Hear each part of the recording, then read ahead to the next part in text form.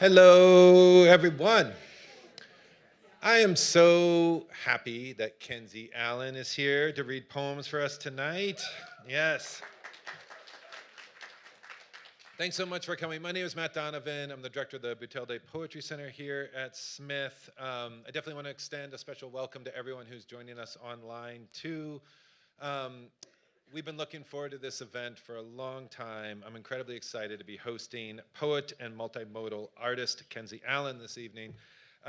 Kenzie's book, this beautiful, extraordinary book, is a wrought, complex, deeply moving, and truly profound collection, one that continues to reveal itself no matter how many times you return to it. I'm so thrilled that she's here to share her work with us tonight. Kenzie also had a really wonderful lunch with some Smith students. We talked about things like poetry and poetry prompts, and also AI, and also which horse cartoon was the creepiest, which there were strong feelings about. I'm also really happy to have Michael Mercurio here with us tonight as well. Michael, yes, yay! Michael first introduced me to Kenzie's work several years ago, and I will always be grateful for that. And Michael will be introducing Kenzie and then in conversation with Kenzie up here after the reading. I want to thank our wonderful and numerous co-sponsors of tonight's event. That is the Smith College Lecture Committee, which directly contributed funds for tonight's reading, American Studies, the Department of English Language and Literature, the Office of Equity and Inclusion, and the Study of Women, Gender, and Sexuality. I want to thank Northampton's own independent books seller, Broadside Books, for selling copies of Cloud Missives tonight. If you didn't buy one, they'll be available after the reading too. They're on sale back in the atrium. And also, after the reading, whether or not you buy a book, I know I say this every time, but I really mean it all the time. If you just want to come up and say hello to Kenzie, if you have a question, if you want, we have postcards of Kenzie's work in the back. Just come up and say hello as well. She'd love to meet you. It's one of the things that I've been hearing over and over again from Kenzie is just how excited she is to meet the community and Smith College students. As always, I want to thank Tom Kleitis for streaming tonight's event online. My English 112 students were more than halfway through the semester, so I think you have it down, but the QR codes will be posted toward the very end of the night. If you have any issues with that, please see me or Nicole, and we can help you out with that. And it is now my pleasure to introduce Michael Mercurio. Poet, editor, and occasional critic, Michael Mercurio lives and writes in Western Massachusetts. His poems and his interviews and reviews have been published or are forthcoming in Palette Poetry, Thrush, The Common, Cream City Review, Sugar House Review, Lily Poetry Review, and elsewhere. Michael is the founder and curator of the truly excellent virtual reading series called What the Universe Is. If you don't know it, I really strongly encourage you to check it out, where established and emerging poets read together monthly on Zoom. In addition, he posts regular dispatches on his Substack, A Slight Case of Overthinking, including close readings of notable poems and musings on life. Since 2019, Michael has been a member of the planning committee for the Tell It Slant Poetry Festival just over the river in Amherst, held each September at the Emily Dickinson House. So I attended the Tell It Slant Festival this past year, in addition to many other years, but this year I heard a staff member there proclaim that Michael should have bestowed upon him the title of Lord Mayor of Poetry. I have two things to say about that. One is that I do think all the poets in the Valley should chip in together so we can buy Michael a sash that is emblazoned with those words, and we should require him to wear it. And the second is that even though that's obviously a joke, that joke stems from all the myriad ways in which Michael is absolutely indefatigable in his passion for poetry and his own writing, and in his direct support and generous championing of the work of other poets. It is really wonderful to have Michael with us here tonight. Please welcome to the stage, Michael Mercurio.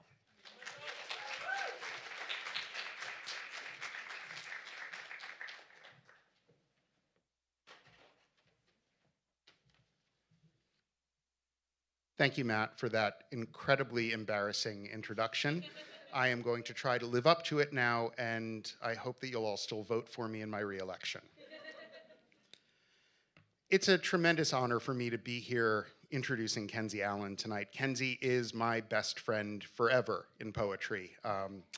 We'll talk about that during the conversation, but I want to tell you a little bit about my first encounter with Kenzie Allen's poetry, which came in 2017, when the poet Ricardo Montaldo organized a series for the 92nd Street Y that was called The New Colossus. This series, which took its name from the Emma Lazarus poem that is emblazoned on the Statue of Liberty, invited notable emerging poets to respond to the actions that the first Trump administration was then taking against immigration and immigrants. Maldonado's invitation to participate was extended not only to poets who themselves were immigrants, like Kaveh Akbar and Jenny C. and Paul Tran, but also to indigenous poets like Craig Santos Perez and, yes, Kenzie Allen. I'm grateful to Ricardo for his broad and inclusive vision. Not only did it deepen my understanding of whose participation is vital in conversations about America, but it introduced me to a poet whose work and mind would become as essential to my own writing as imagery, sound, and form. Rooted in the experience of the indigenous residents of what eventually became America, Kenzie's poem that was included in the New Colossus, titled Forests of Home, No Longer Home. It's earth you walk on, lined with greed. It's just history. If you bleed on it, it's yours. It's just land, so walk on it. It's just a neck, so walk on that too. But you who freedom yearn, on the edge of the woods we welcome. The poem is 14 lines. It's a sonnet. And it begins with the disruption of legacy, the imposition of unknowing on the succeeding generations who have been displaced by the arrival of the Europeans. And the sonnet ends with the refusal to surrender, as embodied in the values of the first peoples and indigenous understanding that humanity is part of, not apart from, the world. What hangs suspended on the thread between these two elements is the complicated history of post-settlement indigeneity, the removal of people from the land that they knew and stewarded for generations, the internal migration for better work that echoes both the great migration of Black Americans and the whitewashing of their histories, as well as the later waves of European immigration that followed the initial expansion of European powers to this hemisphere. I knew upon reading this Kenzie Allen poem that her poems would be deeply humane in their refusal to step away from complexity, that her poems would function not by telling their readers what to think or how to feel, but rather would oppose reduction by opening doors of possibility. This particular poem is remarkable, however, because it also contains an invitation, a refusal to turn away from the arrival of strangers, from the responsibility to provide a welcome rooted in peace. I learned over dinner with Kenzie last night about the Haudenosaunee Edge of the Woods ceremony, which informs this poem, as well as Kenzie's commitment to inviting the reader to meet her in her poems, something I've been privileged to witness throughout our friendship. If you've already snagged a copy of Cloud Missives and taken the time to explore it, you'll recognize the truth of my statement. If you haven't gotten a copy yet, please do see the fine folks from Broadside Books before this evening is over. They will be more than happy to sell you one or more copies of this book. They make great gifts. Many of the poems in Cloud Missives continue the work of But We Are Still Here, enriching the poetic conversation with the experience and perspective of an Oneida descendant. Poems such as How to Be a Real Indian, and the series that contains In Which I Become Tiger Lily, In Which I Become Earth Mother, In Which I Become Pocahontas, and In Which I Become Sky Woman.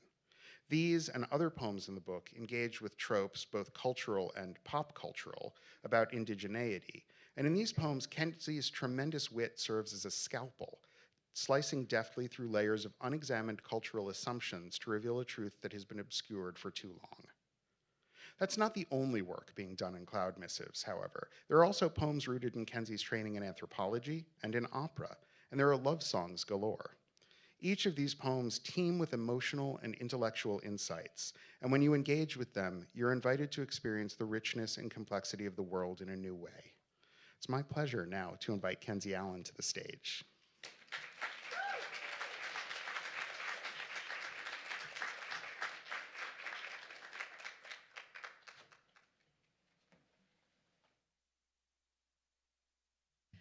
Hello, Seguli Swagwe. Hello to all of you, my friends. It's a little presumptuous, but I am making the assumption. Yowanko, thank you for having me here tonight. Yowanko, thank you to Jen and to Matt and to Sadie and to Ninhasha and to Michael and to everyone who's worked on this. And thank you also to the students that I got to interact with and hear from and discuss with. It's been really meaningful to me. I'll start with an Oneida introduction that I tend to start with because I like to put Oneida words into the air. I think it's a bit of an act of resistance to do that and a bit of an act of celebration. So I'll say, Kenzie ni yukyats unkwa unwe ni onyodaga ni waknyota ni wagedaloda skanagoga. Skanago. How's it going along? Is it good? Is it not so good? That's okay. Is it as good as possible? Yeah, we're all kind of in that mode.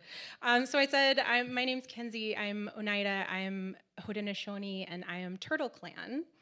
Yeah, and I also Wagajanuni Jiwiskwagedot. I'm so happy that you've all made it here tonight. So I guess I'll start a little bit about Cloud Missives. It's a book that has 4 sections. The first section is pathology, about what the body holds of our memories and our favorite ways, and what the body can hold of trauma and violence as well, and how it heals. The second section is manifest, referring to manifest destiny, but also manifesting the self, as Michael was mentioning, in the wake of pop culture stereotypes. The third section is the letters I don't send, which is about what if you took on the moniker of every mean name you've ever been called? What kind of power could be there? So that's about taking on the mantle of the evil queen and other femme fatales. And then we have love songs. So I might read a little bit from each section tonight. And I'll start with a poem about missing and murdered Indigenous women. So this is in honor of all the survivors. Red Woman. If I am blood ruled, let it be. As every pinch of tobacco taken from medicine pouches and forcibly tucked under the white shirt of a 13-year-old girl, now empty, even of prayer, or a girl whose last sight is the river, or a girl whose last sight is the river, or a woman whose last sight is the anger, even before the river, or a boy who grabs a knife and calls the cops and tells them his own description. I tell you, that's despair I know well. I'm cuter with my mouth shut, sexy with 2 black braids. The words sound better when I don't speak them at all, so they tell me. I'm all anger and bad giver, a riot waiting to happen in that short little skirt, they say. They ask me to wash my hair in the river, to see what it would have been like. Smile, they say. Those braids are dangerous. They say, where are you walking so late at night?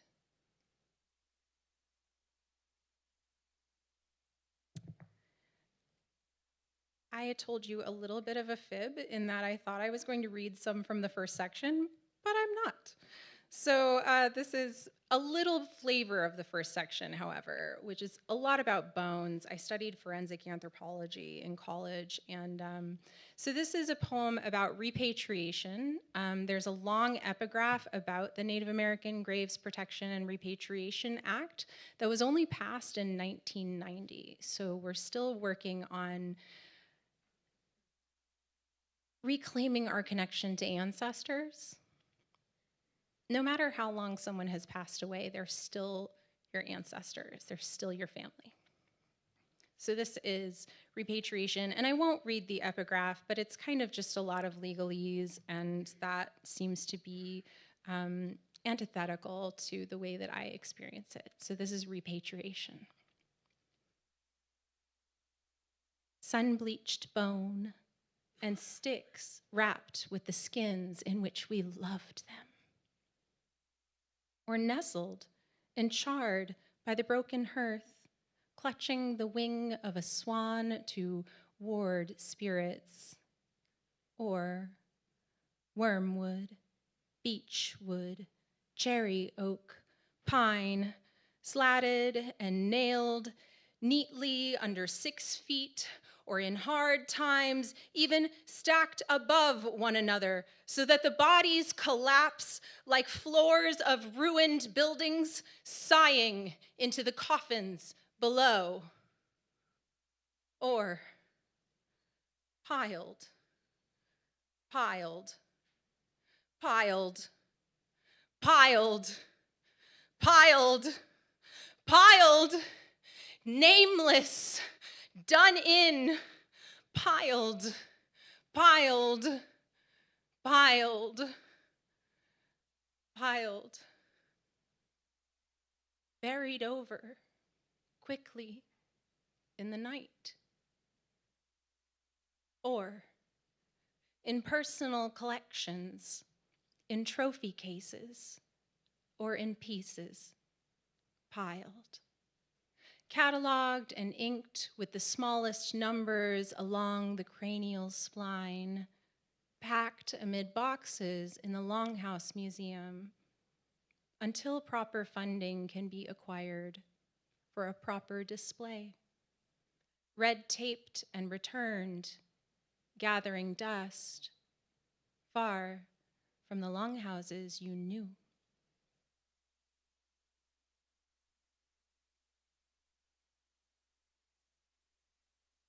I didn't think I was going to read this one, but since Matt talked about this poem quite a lot with his class, I think I'm going to go ahead and read How to Be a Real Indian.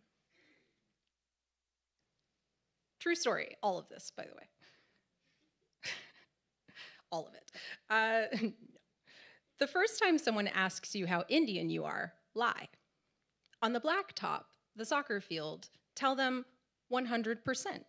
Your grandmother lived on the res, or you were born there, hooked up to machines running on bad generators in a bad hospital in a bad part of town.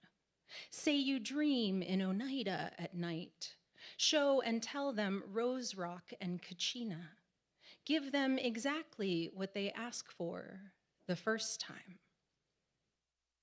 In the 3rd grade, when your class suggests 10 Little Indians for the Thanksgiving theme, again, true story, offer to teach them the dances you don't know but should. Swallow hard. Imagine your ancestors, the ones you see each day when you get home from school, staring down at you from the walls of your grandmother's house, draped in their turbans and regalia. Tecumseh, Red Cloud. Imagine their eyes, not sad, but fascinated by the evenness of your buckskin fringe, the wild neon in your store-bought feathers. Sing 10 Little Indians. Fan your hand across your mouth. Say, how? The second time someone asks how Indian you are, embellish. If you find out your mother's mother's father was the son of a chief, tell them your mother was a princess. Tell them your mother sang you songs at night while rocking the cradle in her native tongue, but she's forgotten all of it now. Tell them your tribe waits for you, wants to embrace you as one of their own. Tell them you are loved by your tribe. After all, there's an agency for everything. Call the BIA. Aren't you on the list? Dawes, allotment, can't you find your grandpa? No compound noun names. When you find the man who might have cradled your mother's small head in his hands, you must sniff out the whole line. Begat and begat and begat, married, then divorced, then they split up the property and moved to Oklahoma. All the people who passed down the blood, the blood you wanted to be rid of, sometimes the blood you wished could multiply. Give them names. Tally up their fractions. The third time you're asked how Indian you are, decide it doesn't matter exactly. Say an eighth. Say a 32nd. Claim to be Choctaw or Cherokee. Claim to be a princess, too. Talk about quantum as though trying to find a way to name yourself. Go back to the res. Brenda's gotten clearance to open up a bar just in time for your coming of age. Take your white boyfriend and play pool with him amid a cloud of smoke, where he will chat up the locals, where he will talk about enterprise and fair trade. At the powwow, buy turquoise and the tail of a fox and soft white cowskin for your mother's moccasins. I really still need to bead those. Eat fry bread eat fry bread every day of your life if you can. Not good for you, but do it. On the way home, a Chickasaw will sit down next to you on the plane with his hair in 2 black braids and cowrie shells around his leathery neck. Despite eagerness, opportunity, the sudden, improbable phenomenon of 2 live Indians on the same plane together at the same time, say nothing. If he says something first, stay quiet, because you aren't just 2 live Indians on the same plane together at the same time. You're 1 Indian and a fraud flying toward Delaware. The 4th time, the 5th time, the 8th time, they ask you how Indian you are. Your mouth is so heavy. Let it hang open for a moment so the spirits can enter. Let the woman who had your name and died before you were born come into your body and speak the wisdom. Let her grandmother willow you. Let your head hang over the stump of Chief Powhatan, ready to be bludgeoned by your own father for love. Take Maria Tall Chief into your limbs, eagle graceful, turtle strong. Try to imagine your own face on the face of a gold coin, the baby on your back as recognizable as the way you point the way, and shut that open mouth. Make its flatness stretch towards centuries of silence. Lead the men down the great river to whatever they seek.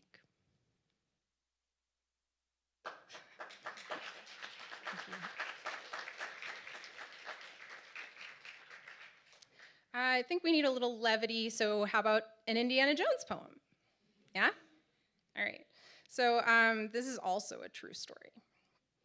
So this is, sometimes when I'm sad, I think about Indiana Jones. Sometimes when I'm sad, I think about Indiana Jones doing actual archaeology. Setting up a grid system, settling tiny spears into the red clay at every corner, strung white line dangling above invited earth. In this scene, he shakes hands with a cragged Cree whose face holds its own stratigraphy. What is found there will be time immemorial. Disregarded, a land bridge is far more appealing. And in this one, Indy has a soft mouth, easy with apologies, and the temple isn't always coming down around our ears. In this one, Professor Jones, dashing in glasses, teaches a whole entire class. And without even once mentioning the word discovery. The frontier, he reminds us, is someone else's backyard. He uses slides in which native people, who else, are smiling. He uses the word Diné instead of Navajo. Says Saguli to a woman with long dark hair sitting in the chair's chair. He does all the work he's asked to do. He grades his own papers. He applies for grants and pins each rejection letter to his office door. In this one, he is a young man who does not pick up arrowheads. In this one, he surveys the burial mound, adjusts the transit with gentle hands, maps each contour with wonder before setting shovel to soil. He Munsell charts the colors of the earth like paint swatches, the kind he put up on the wall last week at his wife's, oh fine, my request. In this scene, he does not light the bar on fire. In this scene, he ends the chase early before the fruit cart is overturned. In this scene, he looks out for his Indian guide. There was that one time he returned some glowing rocks generously to their mother tribe. So maybe in this one, he stops at the entrance. He does not force his way inside. He carefully notes the condition of the site, leaves the gold statues in their glorious, supposed disuse.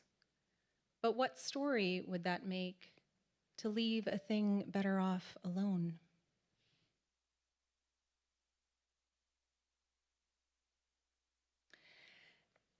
And then I said I would read this one because I thought maybe this audience would know what I was talking about. The 1996 movie Pocahontas.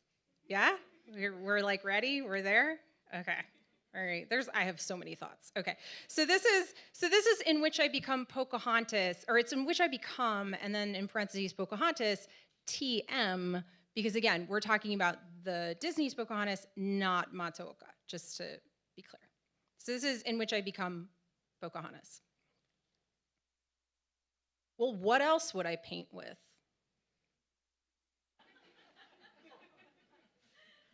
I was the one singing, after all, who tipped my throat to the blue corn moon, taken with every flash of neon leaves. Each sycamore height begets a swan dive. You, putting down your musket for once. A river changes course over decades, but here I am, she is, still finding her delta. Dugout upturned, I've lain down for it. Whatever love left me captured, and did I fling myself across that execution for bravery or despair? But the seeds listen better when you speak their name, their creator. You ask me only where to find the gleam from which you came, all this way, with dwindling provision. What you seek won't feed you. Is it only our animal companions and their animal companions left here to humanize us? It did no good to say you can't own it with this face. Some never believe a smoke rabbit until it comes to pass. Maybe that lungs catch isn't expansion, but tension. A sudden snap as the system shudders, a prismatic release of the breath you didn't know you were holding for days, which, like me, like all I know, is also a metaphor. You look at me like before contact, like mist still lay between us. I was buried that very first day. Why do I dig myself up again and again? Maybe some things have gone too far now. Pastel winds, those bomb-ass leaves and sketched echoes, ghosts I never thought to become. If not powerless, why this name still on the lips? Why do I still look for faces in every tree? You ask for a glimmer of fortune, like pillared light whispering good advice. Corn sister rises, tall as flagpole or mizzenmast, her generosity the exact color of your thirst. We call it maize, I say. I open the husk like a prayer book. I have no other coin to give. I rise to my feet, kiss her leaves. No metal, no discovery, sustenance, nothing of your desire. But isn't it also gold? Doesn't it also shine?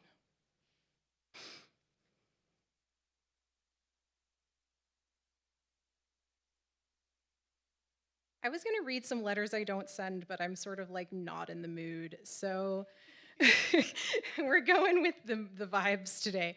Okay, so this is Love Song to the Man. I'm going to skip ahead to some love songs. This is Love Song to the Man announcing powwows and rodeos. And if you have ever been to a powwow or a rodeo, it is the same guy. He says, oh, next up is Tiny Tots. Good job. Good job. Okay, so we're there. All right. How your voice over salted flanks licks tender. And when you say, young ones are future, pitches left like making room. And when you name the horses, booms low, storms a kick-up moan, chases them down as spotted silverfish in a round pen quarrel, then shoot back out the entrance, spotlit and away in a shuddering. Name me a jingle dress in neon and gold leaf. Bespeak moccasins for my turning feet, with my mother's best beading. Paint her having sown those seeds onto leather backing all of my life. Welcome the crowd to my birth and the language to my ears. Early, my name, early, wampum, and the good spirits everywhere and early. Don't send me home without a round of applause, if not a title, if not a good ride and a fast time.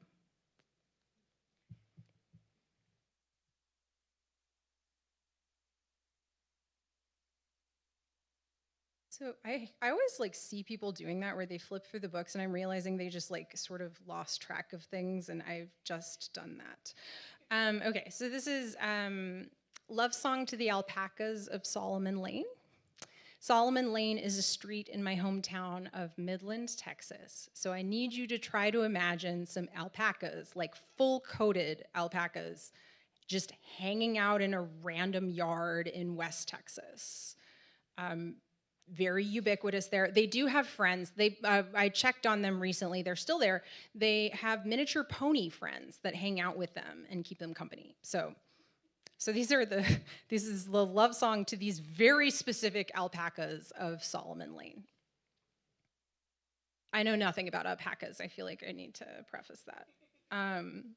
You know nothing of stars. A low black river borders the field, and a sturdy little fence you arch across with your precious skull and your ludicrous eyelashes, should a child approach with carrots or careless hands. You don't know the ocean or the end of that road, the bubbling cloud of ash thrown up by dirty bombs, what a human can do to another human, or to anything else, really, that gets in its way. The piles of glittering shards left over from the jeweler's perfect cut. You don't know the way they call us gone. Don't know life as illegal. You've no concept of the delicacy of a vein. Which country's lost water sends alfalfa to your bin? If there is a hum overhead, some cold flying spider crowned in a tiny green light and a single relentless eye. You need nothing of coordinates, demographics, the outline of a district or illusion of safety. Just shears at the right time, a firm hand, a soft voice, carrots, someone at the other end of the shovel. The dense shag of your shoulders won't hold the heat of this city. How many years until you are gone? Your pen a water feature in another speculative neighborhood with houses all bricked in the French style, starting at only 1.5 million, and I look for you driving lonely the nights I come back to Texas as though from here is belonging. Your jaws work idle, your little hooves muffle in dust. Would that I could have lived happy in your oblivion, not seen airplanes and mistaken them for comets, not seen so much I learned to want or fear. But teach me, sweet, soft-lipped faces, sweet, big, dark eyes, how to settle my restless legs beneath me, to be quieted for what I can have. Low on the horizon, that flickering light, I know it's not a supernova. A satellite will do.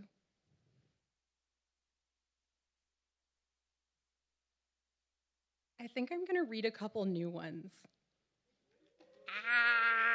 But it went away on my phone, so it's going to take a minute, so it's very unprofessional of me. Okay, where are we? I'm going to read the AI poem that I talked about today, which is called, yes, it's called We're All Living at Least a Little Bit the Stuff of Nightmares. Okay. So this is a project that has internal titles, so the title will come up again. But this is specifically about AI, and again, it's a true story. I buy 3 paintings of rabbits for her rabbit-themed room. This is my daughter. On something approximating canvas, rolled up to its smallest dimension, the rabbits arrive ready for spring, wearing sun hats, holding florals in 6-toed paws. Uncanny Valley, or Entropy's Evolution. The children's cartoons, all algorithmic, everyone yelling all the time, too bright, fast, loud, chaotic. Is anyone, the children, the grown adults in butterfly costumes and dealy bobbers and ubiquitously friendly overalls, really getting anything out of this? The wheels on the bus and another influencer of the month peddling itsy bitsies and rhetorical questions my child never answers, outside the occasional hop bunny, quack, quack. Seasons change, the butterfly tells us. And so the geese have returned. In the parking lot of the university, she calls a goose a duck, quack, quack. He might be offended if he knew, or he might agree the whole thing is a false construct. Signifier and signified, and the notion that he's a Canadian anything.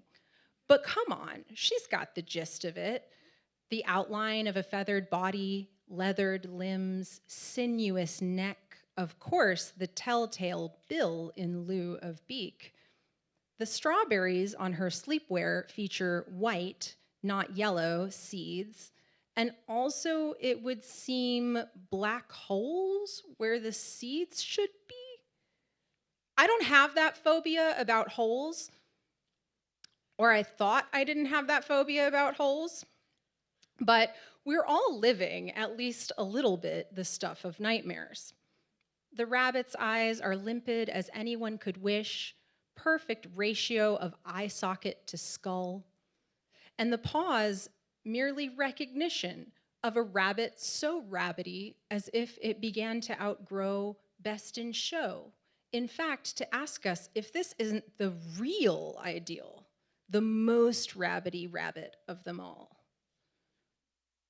One night, as storms roll overhead, in the crackle hiss whisper of the electronic monitor, that new song of her deeper sleep, her presence and her absence, I dream of lightning striking the rabbits, illuminating their bones as if by machine, all their excess lit up and beckoning. And I will finish with one poem that I have to find again. This is so not cute. not cute. Oh,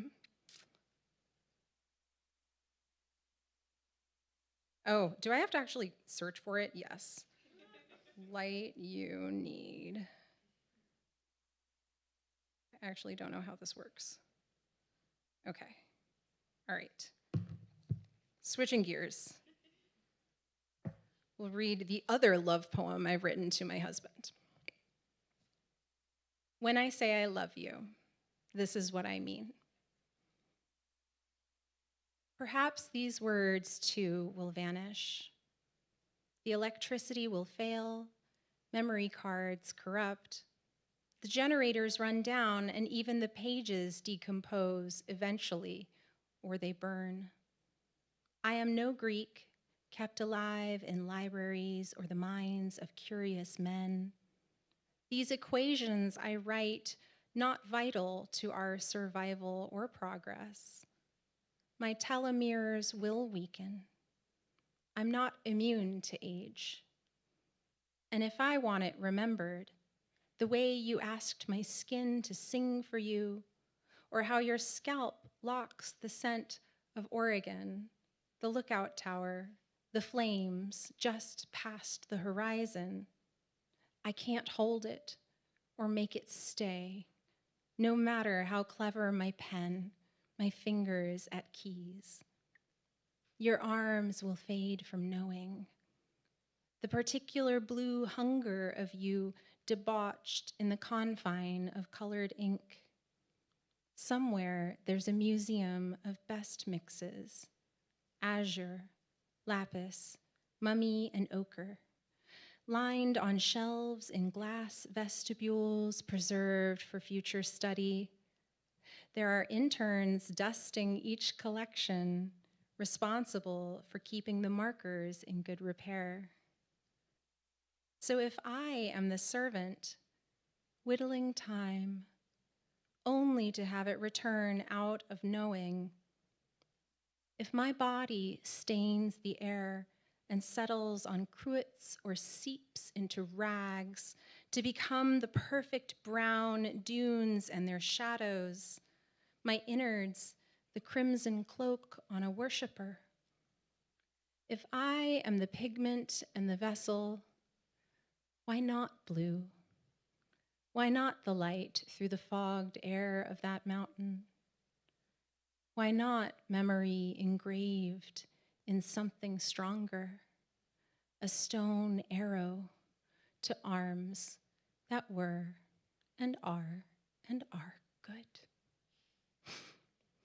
Thank you. You're welcome. Wait.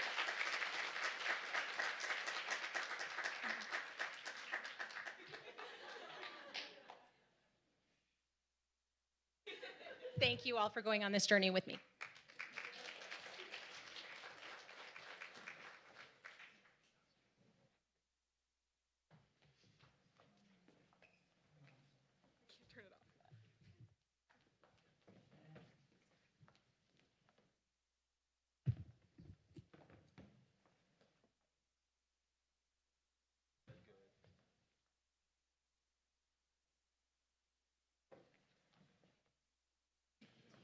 This one on. Awesome. Great. Move it up a little bit. Cool.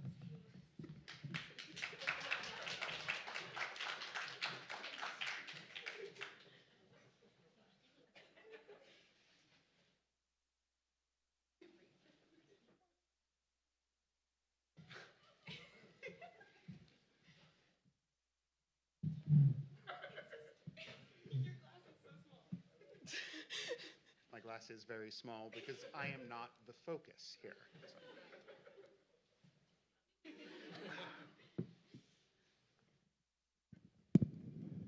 It has instructions. Please speak into the microphone. Okay. I was very confused.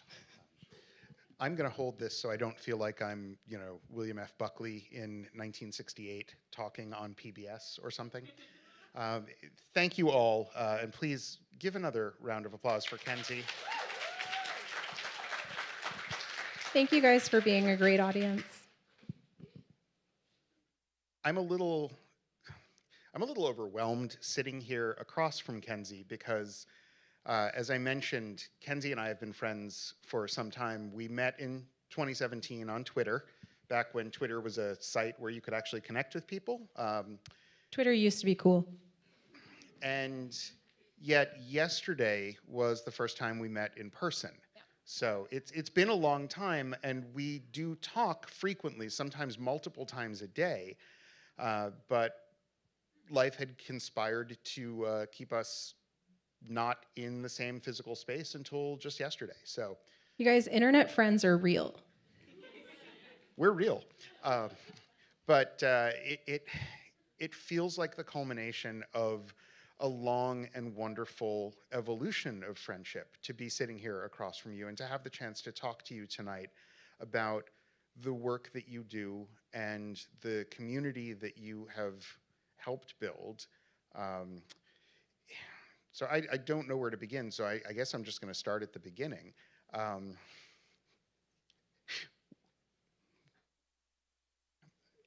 Do you remember the first time we actually connected? I feel like this was like during a time period where there was like a lot of activity on Tumblr too. Like I feel like there was like the end of the Tumblr. Yeah. I see your face right now. You're like, really, Tumblr? Let it be noted that there are people in the audience hiding their faces in their hands now. But I think it was, I mean, that's what was so exciting about it. And that's something that's really exciting for me about the possibility of community on the interwebs, is that you do form these friendships that have lasted a really long time, and you forge these connections across different communities and things like that. And then after that, we went on an adventure of like a lot of different, then it was Facebook, like Facebook was cool for a while, and like with the groups and stuff, and now it's just everything's terrible. Yep. Well, I remember it because I was a baby poet, fresh out of grad school. I know it's hard to believe that I, a middle-aged man, was ever a baby poet, but I just remember reading that poem on the 92nd Street Y gallery and following you on Twitter, and you followed me back, and I was like, wait a minute. That was really early on in my Twitter, to be fair. Like that was. It was. I would not make the cut now, but that was, for me, an opportunity to get to know somebody who had been out and poeting for a while. And I was overwhelmed then, as I am now, by your generosity and your willingness to read my work and tell me what's wrong with it. See, it's actually it seems like generosity, but it's actually a bludgeoning. And I am a glutton for punishment. But it is a remarkable thing to be able to build these connections. And, you know, I often, when I'm talking about Kenzie, I'll say, yep, Kenzie is my poetry BFF. That is very true. Kenzie is also my first reader. And that is a relationship that is built on trust. And the trust is not just that she will tell me what's wrong with my work. It's also the trust that she's invested enough to help me want to improve it. And I just want to say, just at the outset, I am eternally grateful for how much you've invested in our friendship. I mean, likewise. But I think that's something that's really special about it, and something it's very sustaining. Like I find that when you make those connections and you continuously check in with each other about your work, or you just say like, hey, how was your day, even to people that you do exchange work with a lot, like there's just something about that seems like it sustains a practice over time. And I think that that's something that I've been really focused on in more recent years, is like, what does sustainable practice look like? What does a regular writing practice look like for me? I hadn't been doing that before recently, so it's really helpful, you guys. But I think about, like, you're making me realize that community is always part of that, right? And the connections and the friendships that I've made with people through poetry have been some of the closest and most beautiful relationships that I've had. So yeah, I mean, we all have the sort of pop cultural trope of the poet or the artist who's in a cold water garret, freezing and completely alone. And I have to say, do you guys not have that trope? I mean, oh, okay. I don't know. I don't know what's cool anymore. But I have to say that that early connection with Kenzie really was formative for me in understanding what the possibility was in these artistic relationships. And I've seen my own outreach flourish in that vein because I had that early exposure to the way you did things. That's really nice. No, it means a lot to me because that was something that I didn't have a background where I had a background of being steeped in literature. My dad was constantly reading, and that set an example for me. He had this bedtime rule that as long as I was in bed and I was reading, I could stay up as long as I wanted. And then he would buy me books every week, but every other week he got to choose what the book was. So it was so by the way, if you're, and I'm going to do this with my kid, but if you're, if you have kids or you're going to have kids and you want to get them to be a reader, those are some ways to do it, is be yeah, reading is very counterculture. Reading is so cool. You have to hide your book under the dinner table. Make it hard for us and we'll do it. But I feel that, I grew up in that environment, but it's not like I grew up around poets, and it's not like I grew up reading a ton of poetry. And so when I got to college, one of my first friends in college really loved Stephen Dunn. And she gave me my first Stephen Dunn poem, and he became this lodestone for me, this kind of guiding star for my work, which is funny, right? Oh, weird old white guy, but weird old white guy who loves basketball and dogs. And You have to love a Stephen Dunn dog poem, right? But this man had a tenderness to him that was just so incredible. But her giving me that poem was her giving me the gift of becoming a poet eventually. The act of giving your friend a poem is so meaningful, and it creates this beautiful moment where you can discuss the thing. You can hate on the poem together if you want. That's okay too. But it's just that kind of generosity. I think that that introduced me to the idea of poetry as generosity, and I think that has served me well since then. So I have to give a shout out to my dear friend Charlotte Seaman Wynn, who first gave me my first Stephen Dunn poem and my first Patty Ann Rogers poem. And the Patty Ann Rogers poem was The Question of Affection. And if you read that poem and then you read the first section of my book, you will be like, oh, so you just basically copied Patty Ann Rogers for the entire first section of this book. Cool. Great artists steal. I mean, so it was just a revelation, I think, to realize that poetry could be something that started a conversation with someone that you were wanting to connect with. Well, that's actually an interesting pivot, because your poems are conversational. When I read your poems, I feel as though you are inviting me into the conversation. They're dialogic, and it's fascinating because so many poems talk at you. And there are, I think, so many poems out there that you can find where the person has something to say. And Kenzie's poems really are saying things, but they want you to co-create the meaning with them.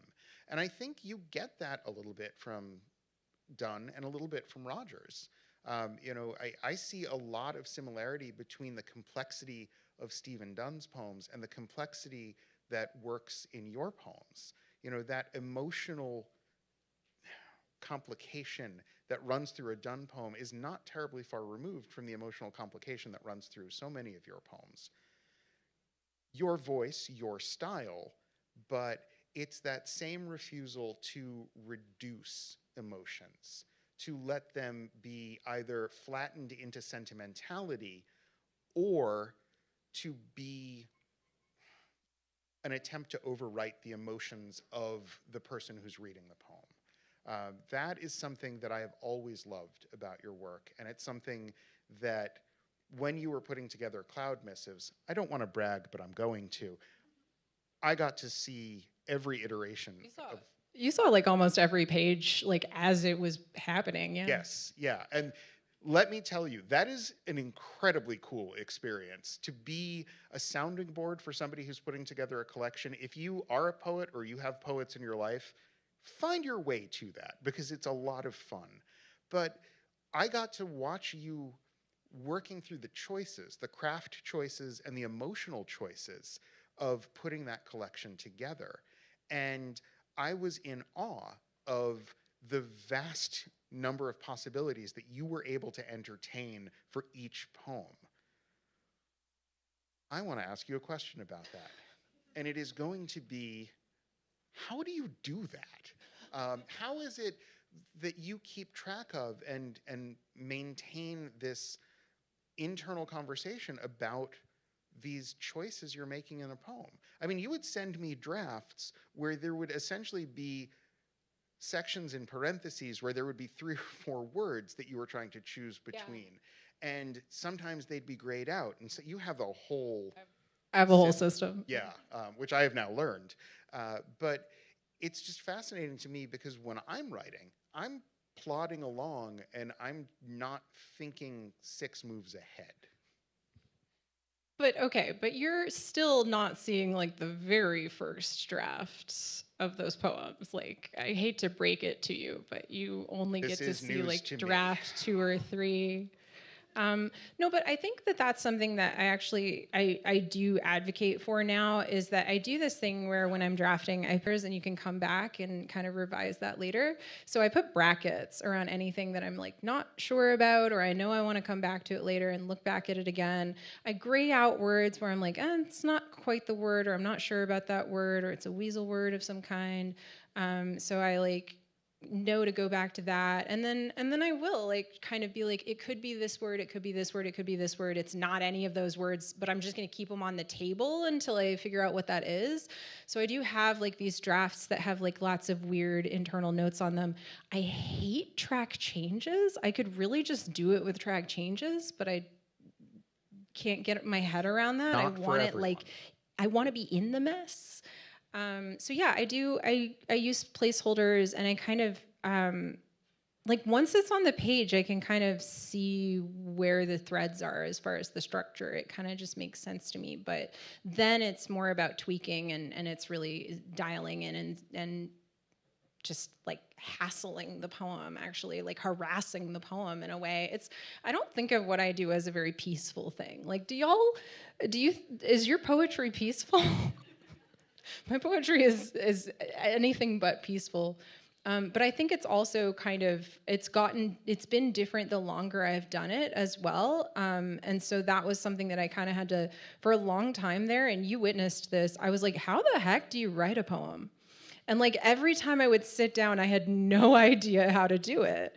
And so I kind of had to stumble my way into it. And that may be why the book took as long as it did. It took about 10 years. Or the poems were written over a period of 10 years. But yeah, I think once you have it on the page, you can then mess with it.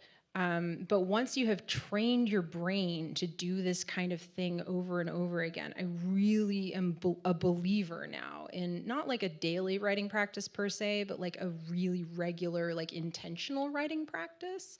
Once you sort of have that, your brain starts accommodating it and anticipating it the next time, and it's a lot easier to sit down and draft. I was telling the students this day, but I heard that novelists can actually just like sit down at 9 a.m. and just like write. I've heard that too. Like because they write every day at 9 a.m., their brain is ready to do it at 9 a.m. So I'm going to try it, but I still haven't quite figured out like what that's going to look like. Does it have to be 9 a.m.? Listen, when you have a toddler, everything turns into 9 a.m. This just in, Kenzie Allen advocates for not having a toddler when That's you're writing. not. There's absolutely no. And I am not what was said. I am a big believer in your toddler. She's great. She is great. She's cool. Hi, Haley. Hi, baby. So you have a contentious relationship with form. I do. Michael was doing this thing earlier tonight where he like imagined me writing a sestina for some reason. I like to dream big. Why would you do that to me? I'm very mean. The thing about form is like once you start doing it, and I thought I would never write a sonnet, or I thought I would never write in meter, and then lately it's been coming back to haunt me. So like all those times that we all avoided writing in meter, we avoided those like formal assignments, like it will come back to haunt you whether you like it or not. But yeah, I find myself like the more I'm internalizing rhythms and the more I'm internalizing a kind of like memorizing poetry is really helpful for that. The more I'm internalizing a rhythm, the more that is leading me toward more of a received form. But I'm really interested in form in general, in like a more open concept of it. I really like the idea that like as long as you have some element of lament in there, like it's an elegy, right? Or is every poem an elegy? Like, yeah, Auden, it totally is. Because it's all a tribute to a moment that's already passed. So every poem is an elegy. I will add to that I think every poem is an ars poetica, every poem being secretly a poem about poetry, just like every song is secretly a love song. So I think form being this kind of wibbly wobbly thing is something I'm really interested in. I'm interested in both like the idea of it on the page and then just the notion of a form, because humans are pattern recognizing creatures. We are obsessed with pattern. We are obsessed with structure. We will try to make a story out of anything. That's the two principles I think about a lot. I think about humans are pattern recognizing creatures, and humans will empathize with anything if you put a pair of googly eyes on it. So those two principles kind of actually inform my thinking about form in general. Like you can trigger these sort of human emotions and these human tendencies toward narrative. You can do that while including things like gaps and leaps. You do not have to have typical syntax. You do not have to have typical what's expected from prose on the page. We have a kind of notion of what prose looks like, but our notion of poetry is so much more open than that. Like I love that about poetry, right? Because it rewards experimentation in this way that I was talking about this the other day, but one time I didn't want to do a poem for workshop, so I just like made a little basket out of paper and like handed that in, and my teacher actually said, "Genius, I'm going to send it to the governor." And I got like this letter from the governor about it. So all I'm saying is if you get sick of writing poetry, just do some crafts and call it a poem. And I feel like actually that's an easy sell. I feel like the professors here would just be like, yeah, let's do it. And that's all you really need. You need like people who are willing to meet you there. You need people who are willing to say like, yeah, okay, it's a poem. I'll read it as a poem. Let's go. Because the first thing that everyone did when I brought in that weird basket into class was, okay, how are you gonna read it? So what do you think I did? I played a trick on them. So I was like, let's play an indigenous trick on them. So I handed them the basket, and I was like, you're supposed to breathe into it. And they did. They like handed the basket around, and they were so reverent about it. And they're like, if any of them are watching this back, I apologize. But they're like so reverently breathing into it. But that's part of the form too. Like if the basket is a gathering place, then the gathering of voices matters. So it's like the metaphors write themselves after a while if you just put the form and the structure together. And poetry is breath embodied. I mean, it is an oral tradition. I mean, we write it down, and yet we also got to hear Kenzie read tonight. And you read beautifully, by the way. It was so nice to hear you read. I've heard you read so much on Zoom, but being in the same space as you is really, it's different. I didn't do my call and response poem. What am I even doing? I don't know. Should we do that now? We could do that later. Okay. Yeah, we could do that to finish it out. Okay. I mean, I'm going to do whatever you want. What time? Do it? Yeah, okay. Do this call and response poem. All right, we're going to do a call and response poem. But that means I need my phone because we always read our poems off of our phones in the year of slop and theft. Okay, all right. This may take a minute. Do you want me to kind of... I want you to Dancing bear it. All right. The dancing bear. I will be the dancing bear. I actually don't know how to be a dancing bear. I think, yeah. So I'm going to tell a quick Kenzie story while she's looking for this. Kenzie and I proposed a panel for AWP together 2 years ago, and it was going to be the first time that we were going to meet in person. Okay, I found it. Perfect. Okay. All right. All right. Okay. You're going to have to hold the microphone. Okay. All right, we're going to do this. Okay. So this is a call and response poem. So in a minute, with thanks to Craig Santos Perez, who does a really wonderful poem about spam. This is a call and response. So the explanation for this is that wampum belts are purple and white beaded belts that are made from sinew and carved clamshells. They're very delicate, so they're very valuable in that way, and they tell stories and they encode names and treaties, but they're not, as has been commonly misconstrued, currency. They're a cultural touchstone, rather. So they are woven into belts, and it's said that the purple beads stand for solemnity, even sorrow, and the white beads stand for joy and celebration, and each symbol on the belt tells a different part of the story. So for this call and response poem, I ask that when I say the word white, you say the word purple. Okay? And likewise, when I say purple, you say, yeah, see, you guys are on top of it. Good job. All right, so let's practice. Purple. White. Purple. White. White. Purple. Ah. All right, so this is where I need your help because I'm going to do this with my hand to kind of guide us a little bit. All right, all right.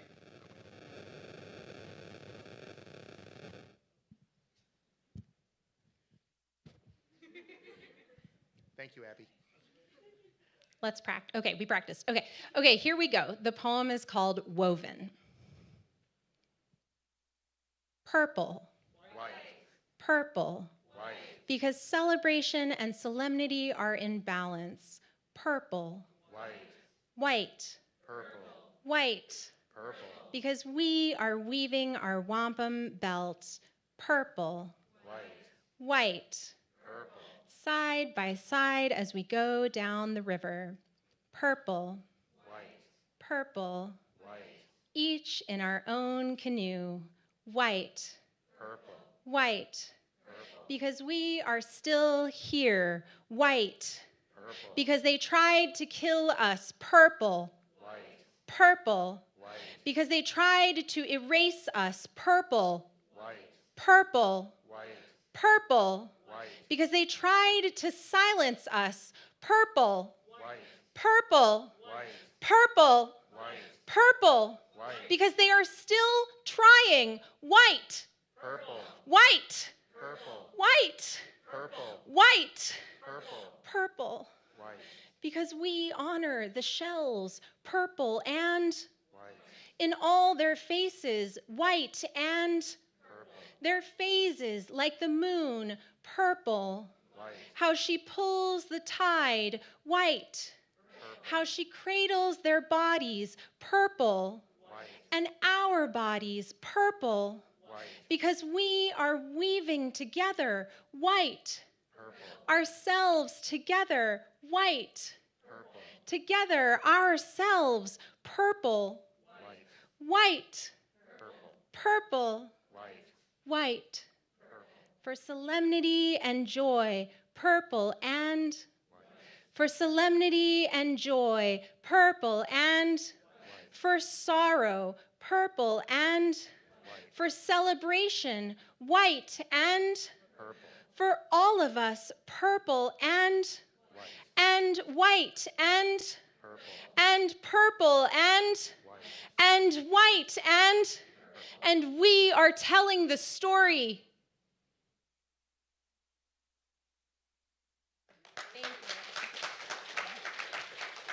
Thank you. Thanks for letting me jaunt sideways. I really wanted to do that with you because you're such a wonderful audience, and I really love this idea of making things together. That co-creative element really is present in so much of your work. What are you working on now? Well, that particular poem comes from a project called Wampum that is completely unpublishable because it's too multimodal. We were just having a very long conversation about the difficulty of publishing multimodal work. And one of the tricks to that is make it reproducible in black and white because the color printing is more expensive. But as you heard, purple and white have to be those core colors for the Oneida. So how the heck am I going to do a book without at least a spot print of purple? So there's kind of a lot of moving parts to that, and there's kind of it feels a little bit like I'm just working into a dead end. But I think eventually, like, you know, Kelly Link actually started a whole press because she wasn't able to put out the kind of books that she really wanted to put out. Now, it's a lot easier once you get some, you know, social credit or things like that through the publishing process to be able to pivot and do that. But I've thought about that because it's like, where are we able to produce this work? I think it was Monica Ong also started a press recently in order to put out her multimodal work. So I don't know if I'm going to have to like do a whole press. I don't think that I have that in me, but I'm hoping that, you know, right now we are pretty much all of us are some form of multimodal native. Like we understand things in terms of multimodalities in the world that we exist in today. And so hopefully there's more room being made for those kinds of narratives. So I'm working on that, and I'm working on another book that's completely unpublishable because it's too long. And that's the one that the Rabbits poem comes from, is a lot about motherhood. You know how like women poets or like poets who become parents or become mothers are like, oh, I'm never going to write about that. I won't be one of those poets that writes about motherhood. And then as soon as you do it, you're like, I'm definitely writing all the poems about this. Because it's weird, right? Like there's weird stuff that happens and kids are weird. But like, it's about AI and like millennial parenthood and things like that. And also about the notion of matriarchy. So I'm really interested in kind of inheritance and the gift-giving culture that I come from. Well, is there anything that you want me to ask you that I haven't asked you yet? I know there are things you don't want me to ask you. There are. Maybe about anthropology and archaeology, right? Because I always like to promote that as like the best major outside of an English major, of course, or specifically outside of a poetry concentration, I have heard, which is the best major of all the majors. Is it a major? Is it just a concentration? Okay, well, it's the best one. And, but outside of that, anthropology is the other best one, because you get to you don't have to choose. You can just do anything and kind of call it anthropology, and it works.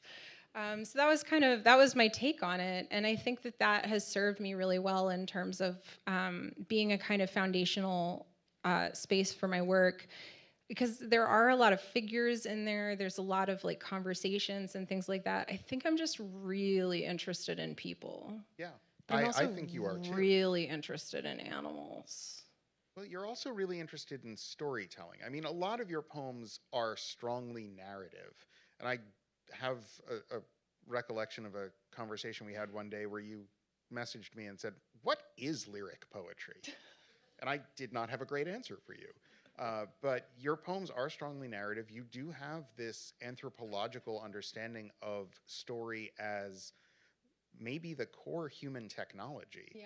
And your work thinking through AI is really a response to the disruption of that core human technology, or the infiltration of that core human technology.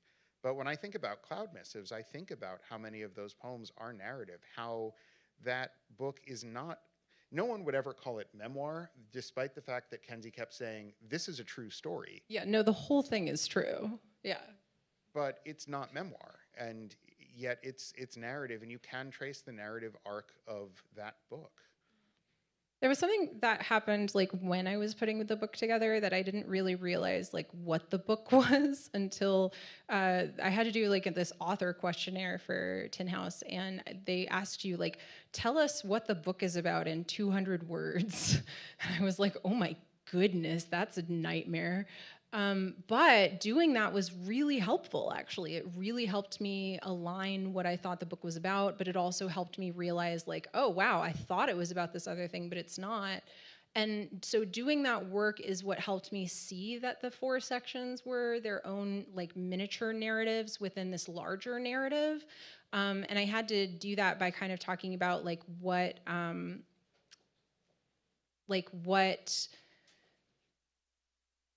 sorry, I'm a very visual person. It's not just you guys. There's like an insect on the stage too that I'm very invested in because of our. Then I say about the animals and stuff because of our non-human cousins, right? I'm kind of like, hey, but also if you land on me, please don't.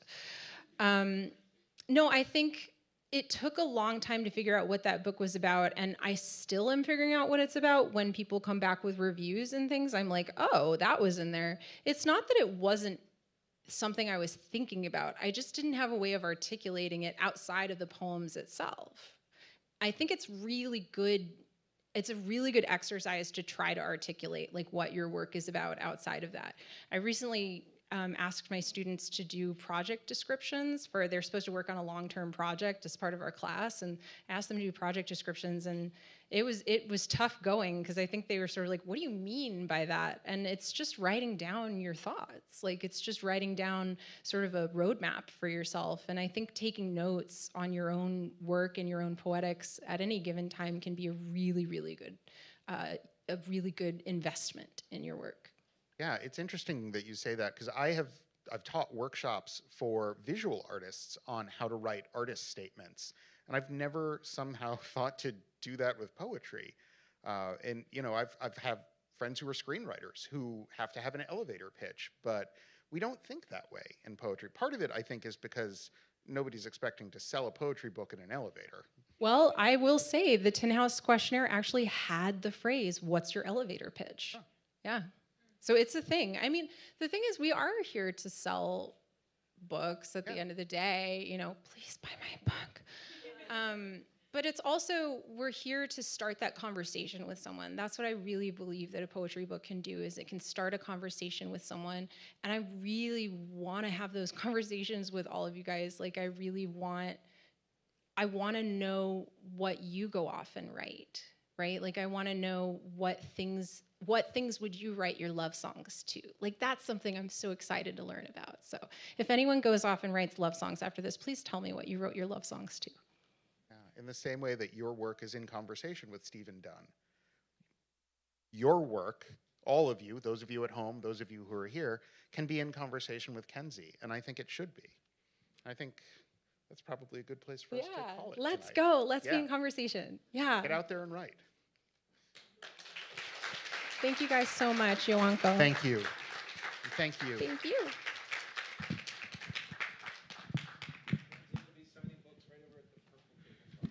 I will be signing books at the purple tablecloth. Okay. And books are for sale up in the lobby area, so please go purchase Kenzie's book.